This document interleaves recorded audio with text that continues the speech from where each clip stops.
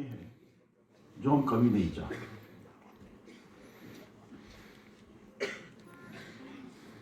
किसी भी व्यक्ति के लिए किसी भी कार्यक्रम का संचालन करना एक गर्व की अनुभूति होती है, पर आज विद्या का सागर वो हमारे बीच से उनके लोग को चले गए।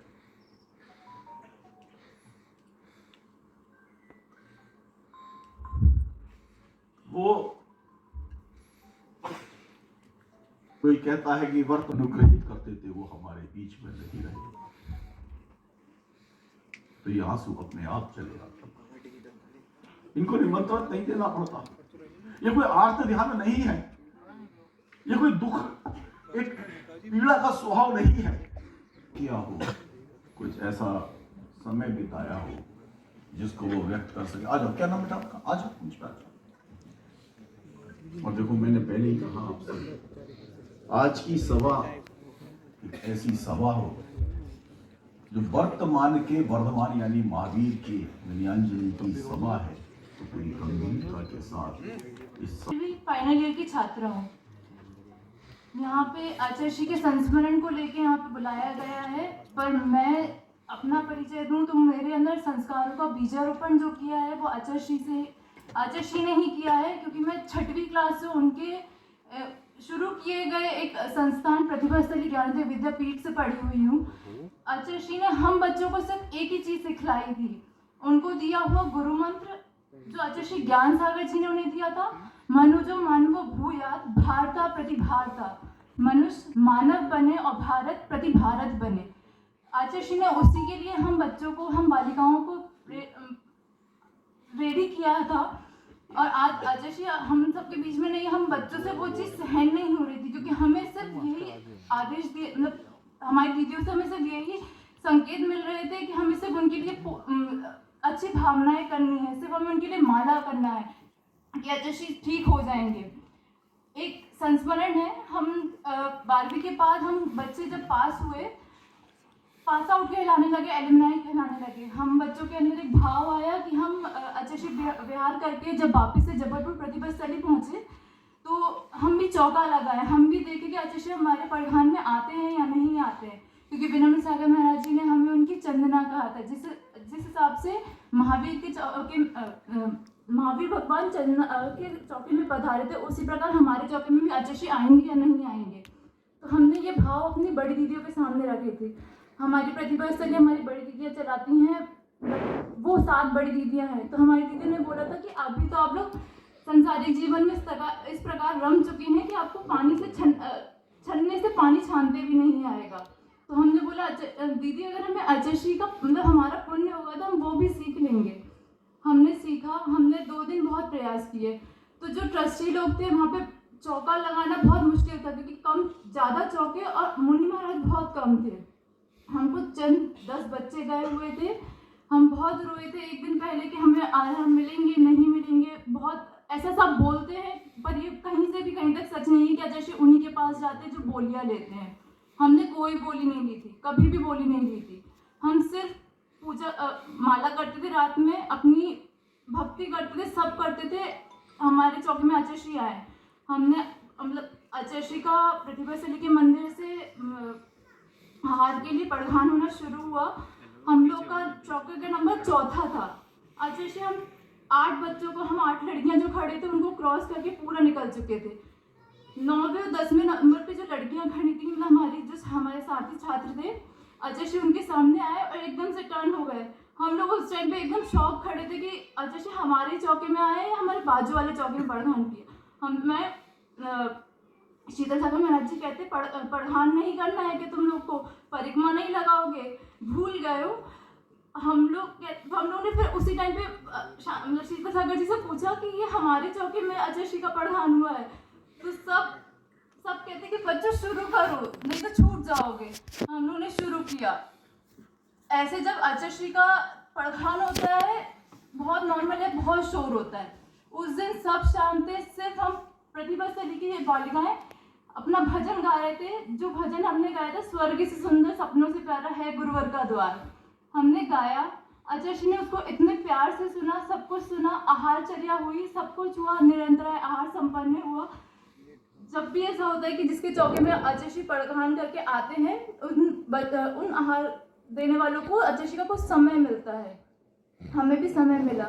आचार्य ने हमसे बोला, आपने जैसे बोला कि स्वर्ग से सुंदर सपनों से प्यारा है गुरुवर का द्वार, तो ऐसे ही जो आपने सोचा है, आपने द्वार के बारे में सोचा है, उसी प्रकार से मैं भी अपने गुरु के द्वार में जाने के लिए तैयार हूँ। उस टाइम तक हम लोग को कभी ये समझ में नहीं आता कि आचार्य कहाँ जाने की बात कर रहे हैं, किस बारे में बात कर रहे हैं, बट अब समझ में आता है कि आचार्य ने उस टाइम पे इस चीज़ की बात की थी जिस चीज़ को हम अभी तक एक्सेप्ट करने के लिए रेडी नहीं, कहीं से कहीं तक रेडी नहीं। हर प्रतिभाशाली का बच्चा उसी प्रकार रो रहा है क्योंकि आचार्य हमारी हर रग रग में बसे हुए थे। आचार्य जी को ऐसे याद करने में हमारे आंखों से आंसू निकल जाते हैं कि लोग पूछते हैं कि क्यों इतना अटैचमेंट है। हमें समझाने नहीं आता बट हमारा है।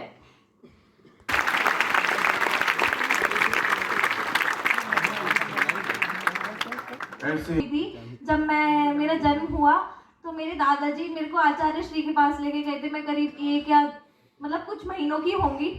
मेरा पहले नाम पीहू था, तो आचार्य श्री ने बोला नहीं, इसका नाम आस्था रखो। उस दिन से लेके आज तक सब मुझे सिर्फ आस्था नाम से पहचानते हैं।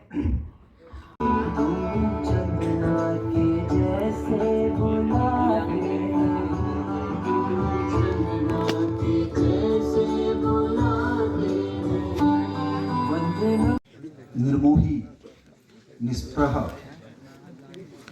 अनित विहारी, मेरे आराध्य, जन जन के आराध्य आचार्य श्री के चरणों में नमोस्तु वंदित करते हुए, आदरणीय चांसलर सर, आदरणीय मम्मी जी, स्मरण सीधे संस्मरण सर संस्मरण तो आचार्य श्री के साथ इतने जुड़े हुए हैं, 2-4-5 मिनट तो लगेंगे। संस्मरण अपने इतने हैं, मैं 5 मिनट बस सर, सफिशिएंट। देखो बेटा, हमारे बड़े भैया विपिन जी ने बताई थी कि ये सभा क्या है। बी सीरियस आचार्य श्री के जबलपुर, बात 2008 की है। मैं दिगंबर जैन परिवारपंथी ट्रस्ट नागपुर का ट्रस्टी था और आचार्य श्री का चौमासा रामटेक में हुआ। चौमासे में तो बहुत अवसर आए आचार्य श्री के पास डिस्कशन करने के, मगर मैं एक अच्छा संस्मरण आपको सुना रहा हूँ। 2000 वहाँ से चौमासा होने के उपरांत गुरुजी नागपुर आए। नागपुर में तुलसी नगर जैन समाज का मंदिर है, उसका पंचकल्याणक होना था। मैं उस मंदिर का प्रभारी भी था। तो अंतिम दिन जिस दिन रथ फेरी हो रही थी, ये 2008 की बात कर रहा हूँ। आजकल तो बहुत सारी चैनल्स हैं टीवी पर, उस समय लिमिटेड चैनल्स हुआ करती थी और केबल के थ्रू कुछ मूवीज वगैरह आती थी। तो हमने सोचा कि केबल तो है, केबल नेटवर्क, तो उसके थ्रू क्यों ना हम ऐसा करें कि इसको लाइव दिखाएं फेरी को। तो केबल वालों से कांटेक्ट किया, उन्होंने कहा ठीक है भैया, हो जाएगा ये। और उन्होंने कहा कि न केवल नागपुर में बल्कि पूरे विदर्भ प्रांत में हम इसको लाइव दिखा देंगे। तो मैं रनिंग कॉमेंट्री कर रहा था उस दिन, बड़े अच्छे मूड में, कुर्ता पैजामा पगड़ी वगैरह पूरा। तो ऐसा पंडाल था, पूरा पंडाल के चारों ओर फेरी चल रही थी। तो जब आचार्य श्री इस साइड आते, ऐसी फेरी करते करते मैं जल्दी से माइक लेकर आचार्य श्री के पास पहुंच जाता। आचार्य श्री को एक बार बोला, गुरुदेव ये पूरे विदर्भ में लाइव दिख रहा है। गुरुजी बड़े मुस्कुराते हुए अपना हाथ उठाए। अब जब गुरुजी फेरी करते करते इधर पहुंचते तो मैं इधर हो जाता। तो वो सारी प्रक्रिया में मैं उनको ये किस्सा बता रहा था सभी को कि ये जो पहले हुआ करते थे, जो एक रथ चलाते थे उनको सिंगई जी बोला करते थे, 2 रथ चलाते थे उनको सवाई सिंगई जी बोला करते थे, 3 रथ 4 रथ, ऐसी मैं कुछ अपनी बात बोल रहा था। तो मैं बोलते बोलते एक बात को मिस कर दिया। मैंने जैसे 1 रथ बोला होगा, 2 रथ बोला होगा, फिर मैंने 4 रथ बोल दिया। तो क्या हुआ कि फेरी खत्म हो गई। उसके बाद में मैं भाव सागर जी के पास बैठा हुआ था। भाव सागर जी मुझे बोलते, रवि तुमने एक चीज आज मिस कर दी। मैंने गुरुदेव क्या मिस कर दिया मैंने? बोले कुछ नहीं, मुझे आचार्य श्री बतला रहे थे कि देखो उसने 1 रथ का बतलाया, 2 रथ का बतलाया, सीधा 4 रथ का बतलाया, 3 रथ का ये मिस कर गया।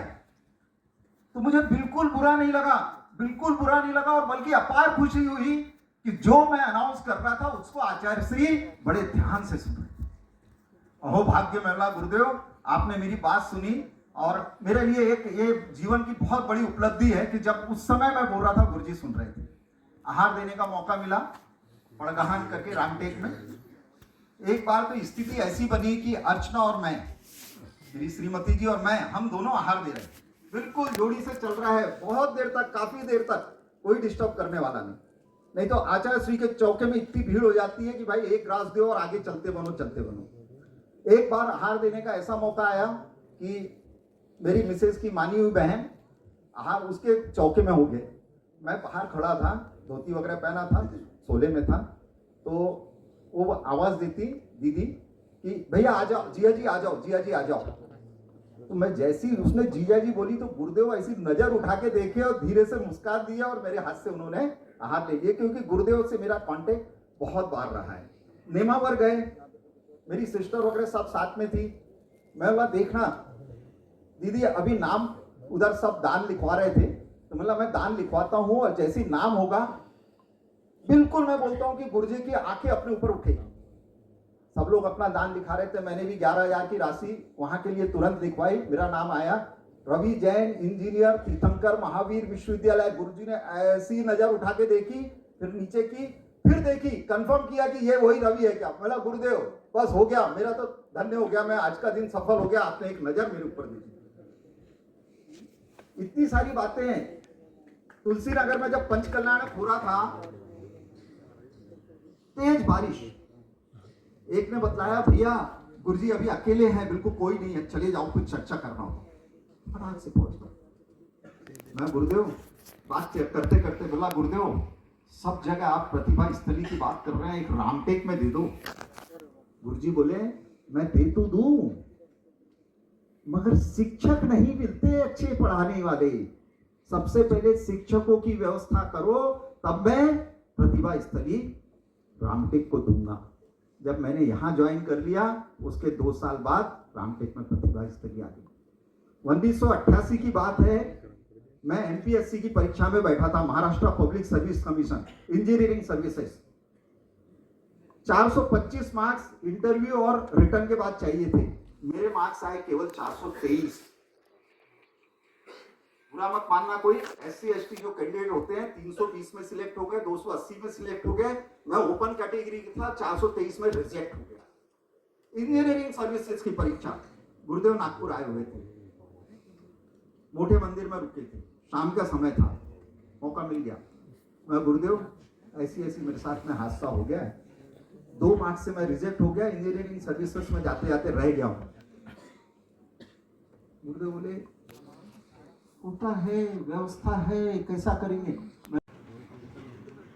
आचार्य विद्यासागर जी विद्वान नहीं, ज्ञानी भी थे। वे एक महाकवि भी थे। उन्होंने मूक माटी जैसा महाकाव्य लिखा हिंदी में, और संस्कृत में उनकी अनेक रचनाएं हैं, अनेक शतक उन्होंने संस्कृत में लिखे।